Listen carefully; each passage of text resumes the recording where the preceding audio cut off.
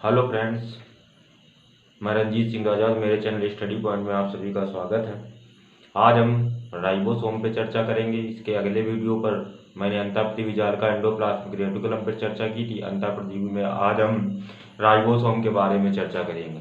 सर्वप्रथम जी पैलेट ने 1955 में राइबोसोम को देखा कि यह आरबीसी में स्तनधारियों की आरबीसी में अनुपस्थित हो रहा था। इस आरबीसी में अनुपस्थित था, लेकिन सभी समस्त जीवित कोशिकाओं में यह पाया जा रहा था। सर्वप्रथम राइबोसोम को जी पायलट ने 1955 में देखा। यह आरबीसी में अनुपस्थित था। आरबीसी में अनुपस्थित होता है। आरबीसी में अनुपस्थित होता है। लाल रक्त कणिकाओं में अनुपस्थित होता है। लाल रक्त कणिकाओं में यह अनुपस्थित होता है और समस्त जीवित कोशिकाओं में पाया जाता है। समस्त जीवित कोशिकाओं में पाया जाता है। यह दोनों प्रकार की कोशिकाओं में पाया जाता है। यह प्रोकैरियोटिक यूकैरियोटिक दोनों कोशिकाओं में उपस्थित होता है। यह प्रोकैरियोटिक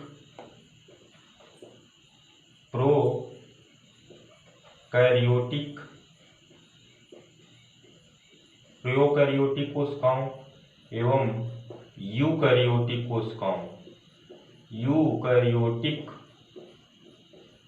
कोशिकाओं दोनों में उपस्थित होता है। यह प्रोकैरियोटिक और यूकैरियोटिक दोनों कोशिकाओं में उपस्थित होता है। जो प्रोकैरियोटिक कोशिकाएं होती हैं, इसमें यह 70S का पाया जाता है और यूकैरियोटिक में यह 80S का पाया जाता है। 70S और 80S। राइबोसोम की जो यूनिट होती है उसे हम अवसाद गुणांक कहते हैं। राइबोसोम की यूनिट को हम अवसाद गुणांक यस से डिनोट करते हैं। इसकी जो इसे अवसाद गुणांक, इसकी यूनिट जो होती है, इकाई होती है, यूनिट इकाई को हम अवसाद गुणांक यस से डिनोट करते हैं। राइबोसोम संरचना के आधार पर देखें यदि, तो ribosome ribonucleic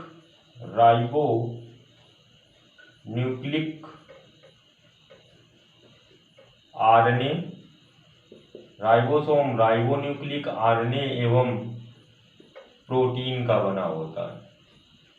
ribosome ribonucleic RNA एवं प्रोटीन का बना होता है।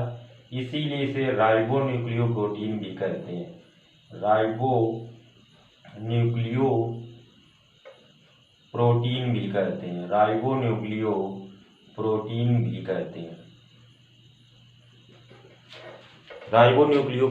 कहते हैं।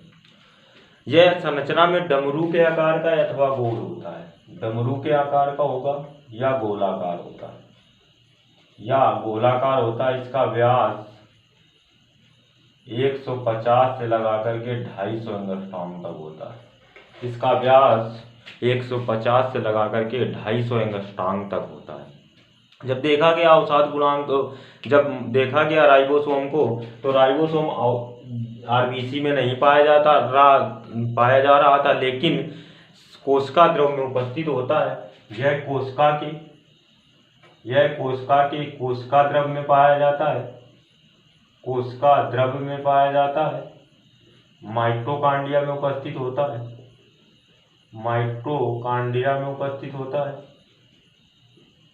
हरित लवक में उपस्थित होता है। या हरित लवक आप बोल सकते हैं क्लोरोप्लास्ट में उपस्थित होता है। केंद्रक में उपस्थित होता है और ईआर में उपस्थित होता है। जो हमने पढ़ा था कल, कणिकामय अंतःपृथ्वी जालिका। पृथ्वी जालिका, कणकामय अंतःपृथ्वी जालिका। यानी यह उपस्थित किसमें होता है? यह कोशिका द्रव में उपस्थित होता है, पाया जाता है, माइटोकॉन्ड्रिया में उपस्थित रहेगा, हरित लवक क्लोरोप्लास्ट में उपस्थित रहता है, केंद्रक में उपस्थित रहता है, और ईआर कणिकामय अंतःपृथ्वी जालिका। कल के पाठ में हमने पढ़ाया था आपको, अंतःपृथ्वी जालिका को दो भागों में बांटा गया था, कणिकामय अंतःपृथ्वी जालिका और सपाट अंतःपृथ्वी जालिका। जो कणिकामय अंतःपृथ्वी जालिका थी इसको ईआर कहा गया था, और सपाट अंतःपृथ्वी जालिका को एसईआर कहा गया था। इसको आरईआर और उसको एसईआर कहा गया था। ER endoplasmic reticulum, rough endoplasmic, RER बोल सकते हैं आप इसको, रफ इंडोप्लाज्मिक रेटिकुलम आरईआर में यह क्या होता है? उपस्थित होता है। इसके साथ साथ राइबोसोम को देखो, संरचना के आधार पर यह तो गोल होता है, डमरू के आकार का भी होता है, गोल होता है, 2 सब यूनिट का बना होता है। बड़ी सब यूनिट इसकी बड़ी होती है, यानी 2 सब यूनिट, एक होती है राइबोसोम की स्मॉल सब यूनिट और राइबोसोम की लार्ज सब यूनिट से मिलकर बनता है राइबोसोम। राइबोसोम बनता है राइबोसोम की स्मॉल सब यूनिट और राइबोसोम की लार्ज सब यूनिट से मिलकर एक राइबोसोम का निर्माण होता है। इसके साथ साथ राइबोसोम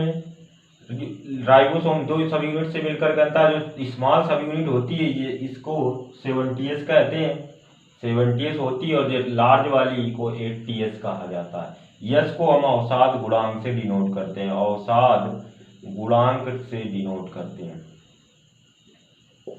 जो ऊपरी संरचना होती है यह गोलाकार होती है, ऊपरी संरचना जो होती है गोलाकार, और नीचे वाली जो संरचना होती है ये अंडाकार होती है।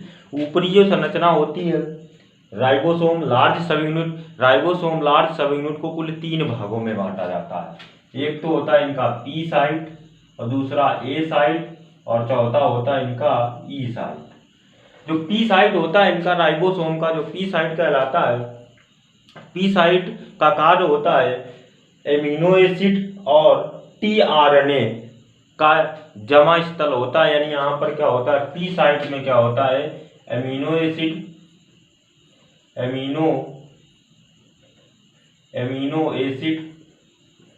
और टीआरएनए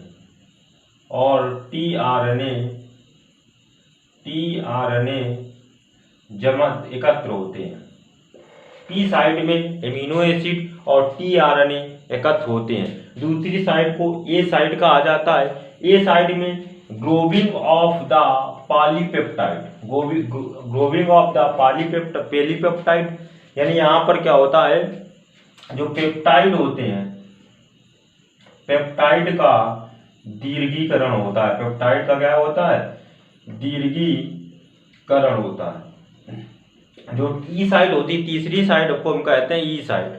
ई साइड में जो इनकी तीसरी साइड होती है ई साइड में होता है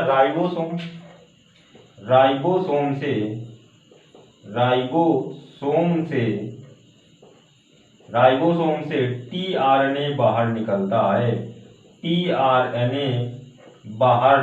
है। पी साइड जो होती थी यहाँ एमिनो एसिड और टीआरएनए एकत्र हो रहा था। जो ये इनकी ए साइड थी, पेप्टाइड का दीर्घाकरण करते थे, यानी पेप्टाइड जो होता है इसका ग्रोविंग होता है, पॉलीपेप्टाइड, और तीसरा जो होता है राइबोसोम से टीआरएनए क्या करता है, बाहर निकल जाता है। तो कुल हमने कितने पार्टों में बांट दिया था इसको, 3, यानी राइबोसोम की लार्ज सब यूनिट को कुल 3 भागों में बांटा गया, कुल 3 पार्ट में बांटा गया। इसको हम कुल 80s 2 भागों में बांटते हैं, 70s और 80s। जो 70s वाला राइबोसोम होता है ये पाया जाता है 70s ribosome mitochondria 70s ribosome पाया जाता है माइटोकॉन्ड्रिया, हरित लवक और बैक्टीरिया में, और 80s राइबोसोम पाया जाता है सभी विकसित जंतु एवं वनस्पति कोशिकाओं में,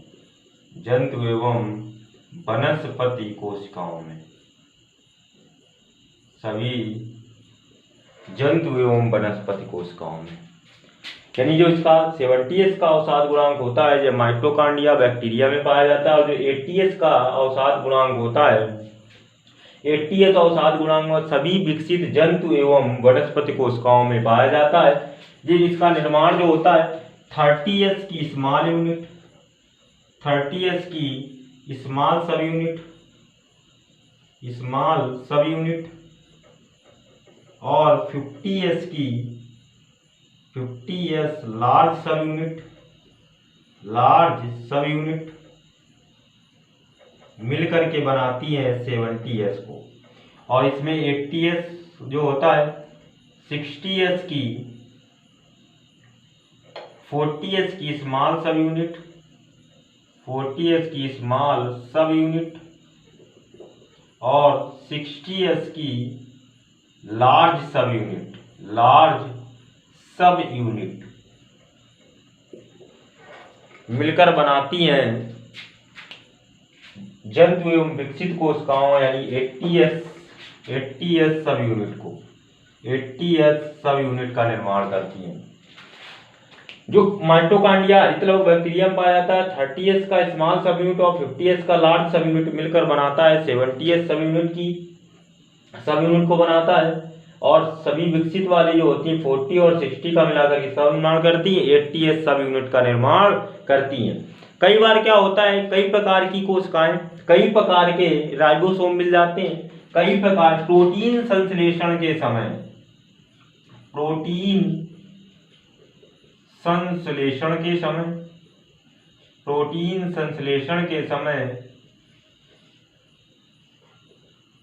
कई राइबोसोम कई आरएनए से टीआरएनए से मिलकर के पॉलीराइबोसोम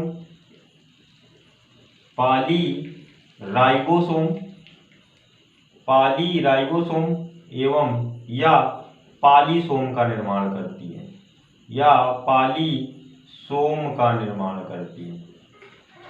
प्रोटीन संश्लेषण के दौरान जो राइबोसोम होता है कई प्रकार के टीआरएनए से मिल जाता है और मिल करके पॉलीराइबोसोम या पॉलीसोम का निर्माण करता है। प्रोटीन संश्लेषण की क्रिया को हम ट्रांसलेशन कहते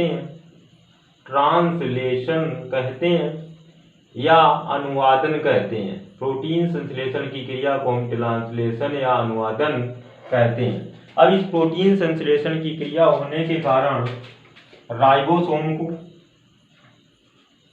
सेल का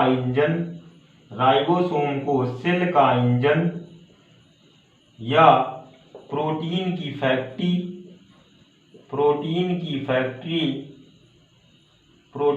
फैक्ट्री या प्रोटीन का कारखाना कहा जाता है। राइबोसोम जो होता है, राइबोसोम में जब प्रोटीन संश्लेषण होता है तो राइबोसोम क्या करते हैं, कई प्रकार के टीआरएनए से मिलकर के पॉलीराइबोसोम या पॉलीसोम का निर्माण करते हैं। और इस प्रोटीन संश्लेषण की क्रिया को हम ट्रांसलेशन या अनुवादन कहते हैं। इस ट्रांसलेशन अनुवादन क्रिया के कारण इसे हम सेल का इंजन या प्रोटीन की फैक्ट्री या प्रोटीन का कारखाना के नाम से जाना जाता है। इसके साथ साथ राइबोसोम का अध्ययन 20वीं सदी तक राइबोसोम की रिसर्च और तेजी से बढ़ी। तो राइबोसोम के बारे में इन्होंने तो बताया, जी पायलट ने 1955 में देखा जब आरबीसी में अनुपस्थित था लेकिन अन्य कोशिकांगों में समस्त जीवित कोशिकांगों में पाया जा रहा था। उस समय इन्होंने राइबोसोम नाम नहीं दिया। इसके बाद जब इसका अध्ययन किया तो जॉर्ज रॉबर्टसन ने इसका नामकरण किया और इसका नाम दिया राइबोसोम। और आगे चलकर राइबोसोम का जब विशेष अध्ययन किया गया तो भारतीय वैज्ञानिकों ने 2009 में भारत के वैज्ञानिक के वेंकट रामकृष्णन भारतीय वैज्ञानिक के वेंकट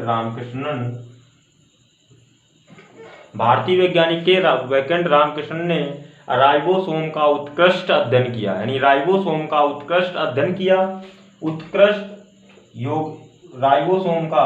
राइबोसोम की कार्य प्रणाली और संरचना का उत्कृष्ट अध्ययन किया। अब इस उत्कृष्ट अध्ययन के कारण इनको 2009 में नोबेल पुरस्कार दिया गया था। 2009 में नोबेल पुरस्कार दिया गया रसायन विज्ञान के क्षेत्र में, रसायन विज्ञान के क्षेत्र में। लेकिन यह नोबेल पुरस्कार उनको अकेले नहीं मिला था, इनके साथ 2 लोग और थे। इजरायली महिला वैज्ञानिक, इजरायली महिला वैज्ञानिक, इजरायली महिला वैज्ञानिक, इजरायली महिला वैज्ञानिक थी, इजरायली महिला वैज्ञानिक, महिला वैज्ञानिक आदा योनोथ, आदा योनोथ और अमेरिकी वैज्ञानिक, अमेरिकी वैज्ञानिक, अमेरिकी वैज्ञानिक आदा योनोथ और अमेरिकी वैज्ञानिक जॉर्ज स्टीच, जॉर्ज स्टीच। यानी भारत के 2009 में भारत के वैज्ञानिक के वैकेंट रामकृष्णन और इजराइल की महिला वैज्ञानिक आदा योनोथन और अमेरिका के वैज्ञानिक जॉर्ज स्टीच को राइबोसोम की कार्यप्रणाली और संरचना का उत्कृष्ट अध्ययन के कारण इनको क्या दिया गया, नोबेल पुरस्कार से नवाजा गया था। राइबोसोम से संबंधित यदि आप लोग कोई भी क्वेश्चन हमसे पूछना चाहते हैं तो आप कमेंट बॉक्स में राइबोसोम से संबंधित कोई भी क्वेश्चन हमसे कर सकते हैं। इसके साथ साथ मेरे चैनल, आप मेरे वीडियो अगर लगातार इसी वीडियो सबसे पहले देखना चाहते हैं तो मेरे चैनल को सब्सक्राइब करें और बेल आइकन बटन को क्लिक करें।